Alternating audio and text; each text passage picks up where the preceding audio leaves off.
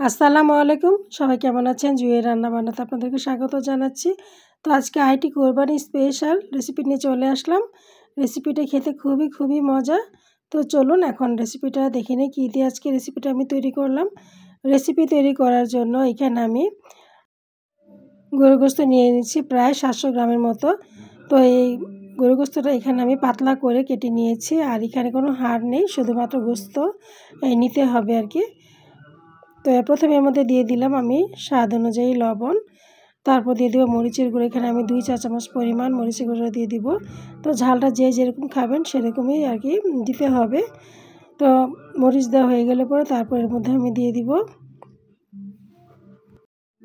ধনিয়া গুঁড়া 1/2 চা চামচ, আর জিরার গুঁড়া 1 চা চামচ পরিমাণ। তারপর দিয়ে দেবো গরম মশলা গুঁড়ো এর মধ্যে আমি 1/2 চা চামচ পরিমাণ, আর তারপর দিয়ে দেবো এর মধ্যে আমি গোলমরিচের গুঁড়া 1/2 চা চামচ পরিমাণ। তো সবগুলো আমি একটু বেশি পরিমাণে নিয়েছি, 1/2 চা চামচ থেকে একটু উঁচু করে নিয়েছি আর কি। তো এর মধ্যে এখন আমি দিয়ে দিব আদা রসুন বাটা। তো আদা রসুন বাটা দিয়ে দেবো আমি 1 টেবিল চামচ পরিমাণ করে। তারপর দিয়ে দেবো টমেটো সস, এখানে আমি 2 টেবিল চামচ পরিমাণ। তারপর দিয়ে দিলাম এখানে সয়াবিন তেল দিয়ে দিলাম এখানে 2 থেকে 3 টেবিল চামচ পরিমাণ, আর দিয়ে দিলাম লেবুর রস দিয়ে এখন ম্যারিনেট করে রেখে দিব প্রায় 2 ঘন্টার মতো আর কি। রেখে দিয়ে তারপর 2 ঘন্টা পরে চলে আসব এটাকে রান্না করার জন্য। তো চুলাইটি কড়াই বসিয়ে দিয়েছি, আমি তেল দিয়ে দিয়েছি। সে তেলের মধ্যে এখন আমি একে একে গরুর গোশত দিয়ে দিব ভাজার জন্য। তো ভাজার আগে আমি একটি ডিম দিয়েছিলাম, এটা দেখানো হয়নি, সরি। চুলার আঁচটাকে হাই হিটে রেখে এখন আমি ভেজে নিব। আর আমি একসাথে অনেকগুলো দিয়ে দিয়েছি, যেহেতু এগুলো পাতলা করে কেটে রাখা পিস, এগুলো একসাথে অনেকগুলো ভাজা যাবে। এই তো এখন নেড়ে চেড়ে তারপর আমি এগুলোকে ভেজে নিব। ইচ্ছে করলে গরুর গোশত ভাজার আগে ময়দা নিয়ে কিন্তু মেখে কুট করে নিয়ে তারপরে ভাজা যাবে। তো আমি ময়দা ছাড়াই আজকে গরুর গোশতটাকে ভেজে নিলাম।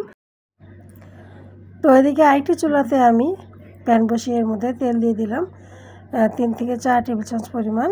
তেলটা কিছুটা গরম হয়ে গেলে পরে এর মধ্যে দিয়ে দেবো আমি রসুন কুচি, আদা কুচি, আর এখানে ক্যাপসিকাম কিউব করে কাটা, আর টমেটো কিউব করে কাটা, আর 2টি বোম্বাই মরিচ। এখানে আজকে আপনাদেরকে বিফ চিলি রান্না করে দেখাবো, আমি যেভাবে বাসাতে বিফ চিলি রান্না করে খাই। তো এদিকে গোশতটা ভাজা হয়ে গেছে, এখন আমি উঠিয়ে নিব। এদিকে প্যানের তেলটা গরম হয়ে গিয়েছে, এর মধ্যে প্রথমে আদা কুচি দিয়ে দিলাম, তারপর রসুন কুচি দিয়ে আমি 2 থেকে 3 মিনিট এভাবে নেড়েচেড়ে ভেজে নিব। নেড়েচেড়ে ভেজে নেওয়া হয়ে গেলে পর তারপর আমি এর মধ্যে দিয়ে দিব প্রথমে সয়া সস দিয়ে দিলাম এখানে আমি 2 টেবিল চামচ পরিমাণ, কারণ আমি এটা ম্যারিনেট করার সময় সয়া সসটা ব্যবহার করিনি।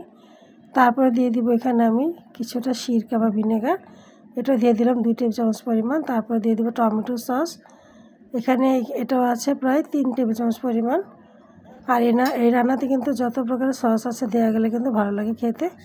তো এখন এটা আমি মিশিয়ে নিব আদা রসুনের সাথে। আমার চ্যানেলকে যারা একদমই নতুন দেখবেন, রেসিপি ভালো লাগলে একটু সাবস্ক্রাইব করে যাবেন, আশা করি ভালো লাগবে।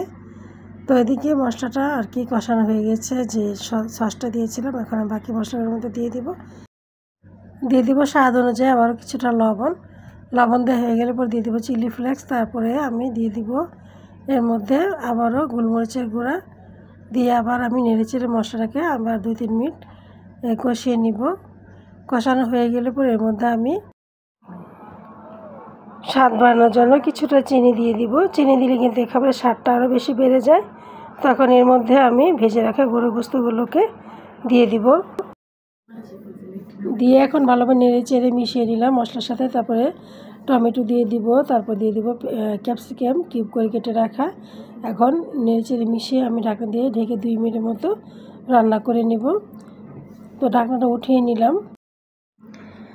তো এখন নেড়ে চেড়ে মিশিয়ে নিব। তো ঝোলটা গ্রেভি করার জন্য আমি 1/2 কাপ পানিতে এখানে 2 টেবিল চামচ পরিমাণ কর্নফ্লাওয়ার দিয়ে দিলাম, দিয়ে মিশিয়ে নিয়ে তারপর আমি এই হাঁড়িতে দিয়ে দিব, দিয়ে তারপর নেড়ে চেড়ে আবার আমি কিছু সময় রান্না করে নিব। আর দিয়ে দিলাম এখানে বোম্বাই মরিচ কুচি। যেহেতু এটা বিফ চিলি, একটু ঝাল না হলে কিন্তু খেতে ভালো লাগবে না। ইচ্ছে হলে এখানে কিন্তু কাঁচামরিচ কেটে দেওয়া যাবে। আর এতে দিয়ে দিলাম, লাস্টে দিলাম বোম্বাই মরিচটা, কারণ এটা বেশি ঝাল হয়ে গেলে কিন্তু আবার খেতেও আবার অনেক অসুবিধা হয়ে যাবে। অনেক বাচ্চারা কিন্তু এটা পছন্দ করবে খেতে, তারা কিন্তু ঝালের জন্য খেতে পারবে না। এই তো আমার রান্নাটা বেশ হয়ে গিয়েছে, দেখতে পাচ্ছেন মাশাআল্লাহ দেখতে কত সুন্দর হয়েছে বিফ চিলি। এবার ঈদে একবার হলো বাসায় বানিয়ে খাবেন, আশা করি ভালো লাগবে। আজকে এ পর্যন্তই, আবার আসবো নতুন কোনো মজার রেসিপি নিয়ে। সেই পর্যন্ত ভালো থাকুন, আল্লাহ হাফেজ।